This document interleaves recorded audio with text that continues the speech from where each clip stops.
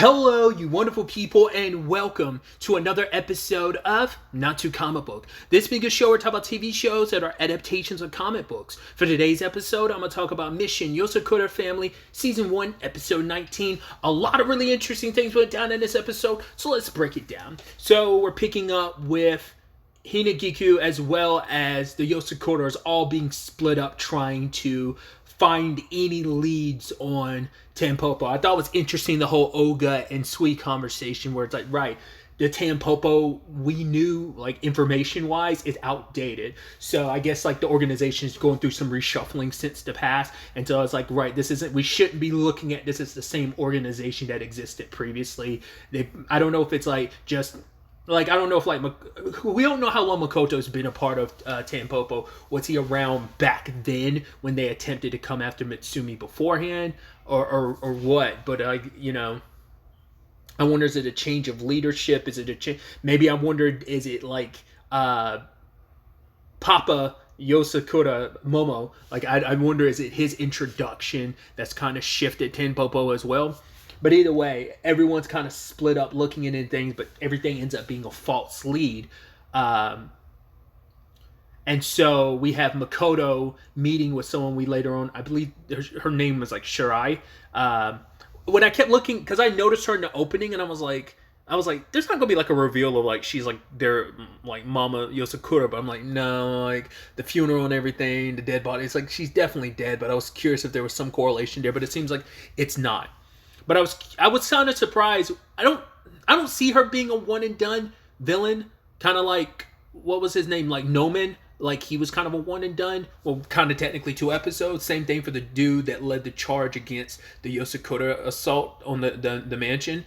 But her circumstances are very limited. So I'm curious to see if she does stick around. It's probably just going to end up being a tragic story. Considering the title of the next episode being like Sun Earrings, I'm assuming we'll dive more into her past. But either way,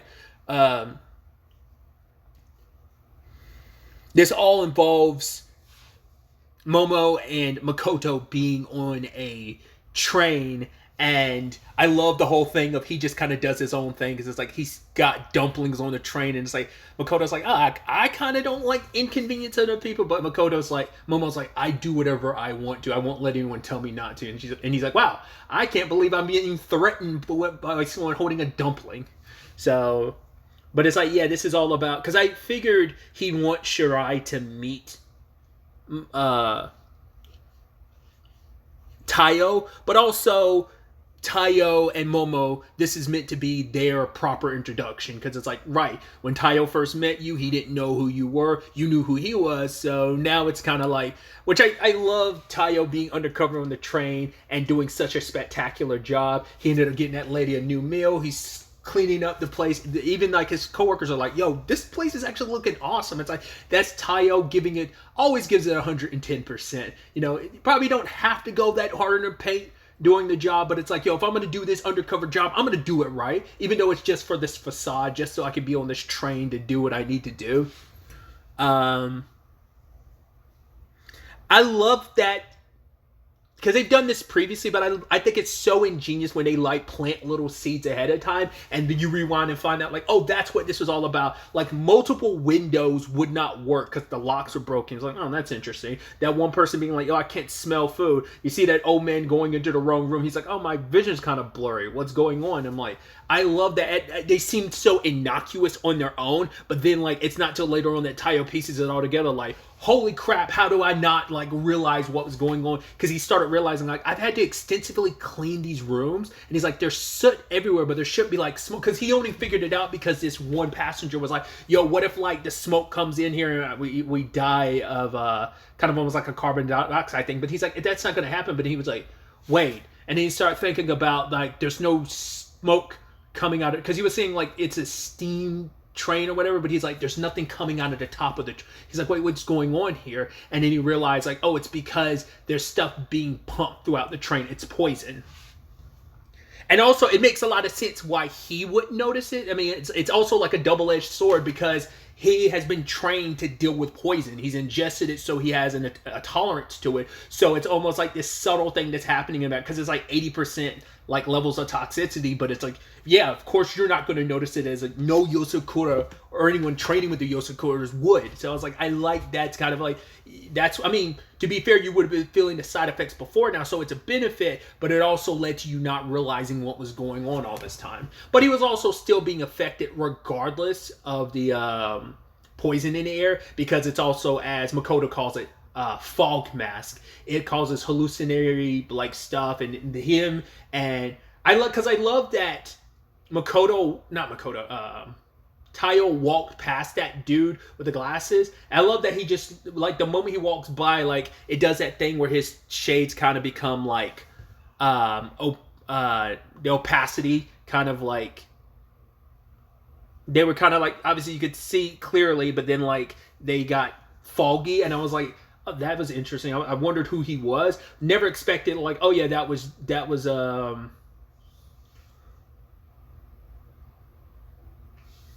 Makoto and Momo sitting there. I was like, oh, I love that reveal.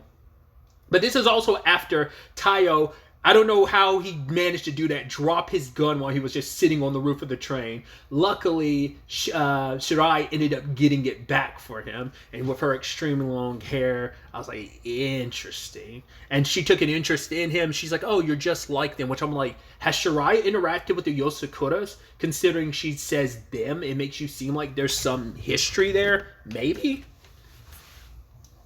Or maybe she studied up on the Yosakuras. I don't know. I doubt this is her first time going up against someone from the Yosakura. But once again, Tayo's in a very interesting spot. I loved his like introduction to like, he's like, oh, like, because like I said, I don't know. I don't think at the time Tayo knew that the guy he met initially. I don't think they told him like, oh, our dad wears glasses and a top hat. He probably didn't know for sure if it was the same person. But meeting him now, it's like, oh, you're the guy I met a couple episodes back. It's like, wow, nice to finally properly be introduced to you. I'm here to properly introduce myself to you, father. So, but Shirai kind of got her old Medusa thing going on where her hair is her weapon. And so she's a very special case because I don't know if she's the only one, but she's probably one of few so far who's like 100%, like who's like match with the Hasakura is like 100%. Because everyone else has like the lower percentages. Like I think previously like Home Dude who attacked the Yosakuras was like, what, his like 16% or some shit like that. So Makoto's just, he's one of those smarmy villains that you're just like, I cannot wait for you to get your comeuppance. I want you to get got so badly because you're so cocky. Me like, oh my god, do you know how much trouble we had to do to get you here? I mean, first and foremost, your father-in-law wanted to meet you, but also like I figured this would be a perfect test. Someone who has a Hazakura match versus a Yosakura match, and it's like they are very, because it's like someone who is a Yosakura, you know, versus someone who recently got the blood of a Yosakura. It's like the perfect matchup against someone from the with the Hasakura circumstances. So I thought that's kind of what Makoto said. Like he's like, oh, like I want to be able to kind of test this out, and we'll use this data. And I thought it's so interesting because we still don't fully know what Momo wants, because he touches Tayo's face and he's like, right, follow like Mitsumi's blood, it will kind of lead you where you need to go. Once again, it seems like everything he has done, it does seem like it's for his family's sake. So it's like he does seem like he's pushing Tayo to be the best that he can be, because maybe it's also like in Momo's case, it's like, I failed the Yosakura family, I failed my family, and I never want you to have to live with that. I mean, we saw what it did to Kishiro. We have no idea what it's done to Momo. Like, he presents himself as kind of like, oh, this silly old man, but it's like there's depths to it that he's probably hiding. You know, it's been years, his family thought he was dead, and what has he been up to? What is he hiding? Like, what's underneath that calm, like stoic, not stoic, but that calm exterior he exudes? Like, there's probably something buried beneath, just kind of like Kishiro kind of seems like, oh, I'm so sister obsessed, I seem so crazy and kooky, but like there's a burning self-hatred buried underneath that. So I'm curious if there's a similar circumstance with Momo. It was interesting too, because Makoto's like, oh man, did you really come here just to see your son-in-law? He's like, yeah, it is kind of interesting how you do get to just do whatever you want to. He's like, you're so lucky that you get to be in that person's favor. And he's like, I'm envious. So I'm assuming the leader of Tanpopo has taken a personal interest in Momo and is like, has given Momo a lot of leeway. Once again, Trails, slash Kaseki reference of the day, it definitely gives me Ouroboros vibes. He definitely feels like an Anguis. Well, not even just an Anguis, like the enforcers kind of have a lot of that freedom in Ouroboros to kind of do whatever you want to. You're part of this larger organization, but you can kind of do your own thing. So it feels like he feels like kind of like an enforcer, but he feels like he could also be an Anguis. If you're familiar with Trails slash Kaseki, that'll mean you'll understand what I'm saying, but if you're not, that means jack shit to you. But either way, it's just the infrastructure of this organization. It feels like there might be leeway with what they're able to do since the freedom he has to do whatever he wants. But it's also probably like maybe not anyone else in Tanpopo has that freedom except for Momo, because he's like, yeah, I do what I want and I dare anyone to try and tell me to do otherwise. It's probably the thing of do whatever you want to as long as it's furthering what we want. It's kind of a mutual relationship. Maybe they know what he's getting out of this and they're fine with it because it puts them in a position to better get what they want. I don't know. We still don't fully understand that relationship. Either way, the train where Tayo and Shirai, the train, part of the train they're on, gets separated from the rest of the train where Makoto and Momo are. Makes you wonder where are all the other passengers who ran away after like Makoto like smashed all the windows to like get rid of the toxins in the train. I'm curious which part of the train did they go on? Are they still on the side? Did they all rush to the side that Momo and Makoto are on? Or are they still on the side where Tayo is? Begs the question.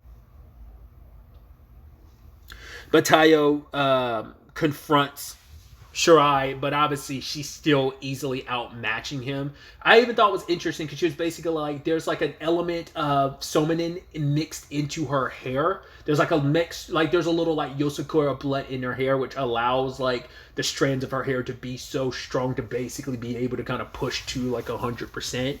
And we find out that her backstory a little bit, and that is that why she's with Tanpopo is because they saved her life. She was very sick, and it gave her a new lease on life. As we saw, like it seemed like she was going through some form of cancer because her head was shaved, so it might have been like a chemo thing she went through. But whatever the case may be, she has this full head of hair now, and it's weaponized like this. But being 100% having 100% compatibility with the Yozakura comes with a death sentence. The longest anyone's lived is 10 years, and she's at the 10-year mark. And so she doesn't have that much time left, but she's grateful for the second chance she has. But it's like for Tayo, it's like, why would you go through that? For her, it's like, I wanted to live desperately, and the Yozakura gave me that opportunity, you know? It's like, but it comes with a price. Like, your death will be so damn painful, but being able to do it, like, live, you know, when it seems like all hope is lost, like, she got a second lease on life, which there is an interesting parallel, and I'm sure Tayo can connect with that. This is probably to be the second time Tayo's, like, connected with a villain, because a couple episodes back was, the father who's trying to get revenge, which Tayo understands revenge, and now it's this situation of here's someone who got a second lease on life, and Tayo got a second lease on life because of the Yosakuras, so he knows what that means. And it's going to be this complicated thing of the Yozakura, it can do good for people, but like the evil outweighs the good that it can bring into people's life, because it brings you, you know, it's like, it's not like Tanpopo is doing this out of like some altruism. Like, they have their plans. I mean, that's what the train is full of Yozakura for, because they're trying to spread this around. But Shirai looks at it as, right, this will grant other people's wishes like it granted mine. Like, yeah, you might have to, you know, there is a price to pay for it, but to have that second lease on life, to have your wish come true, like, what were you willing to do? And you know, once again, like, Tayo lost everything and he got a new family. So I'm sure that is going to play a role in their confrontation as it continues. Tayo's gun isn't going to work against her hair because it's electricity doesn't, she's able to block electricity, but Tayo's like, all right, fine, bet. And transforms it into a sword. Because I didn't notice until I was watching the intro of this episode, that if you look at the final shot where the entire Yosakuras are together, Tayo has a sword in his hand. I thought it was interesting because Shinzo was training him with a sword. I was like, oh, I thought he'd stick to the gun, but it's like, right, you want to probably train him in all these different weapons. And it's like, oh, maybe Shinzo always had that plan, but basically his gun has a sword mode. So that's really, really interesting. So obviously Taiyo's not going to have to handle this on his own. The Yosakuras are going to meet up. We know at least Futaba is going to be on her way. Who knows if anyone else is going to be able to make it in time. But we also know, well, she was on the phone with Rin, so I'm assuming Rin might show up next episode too.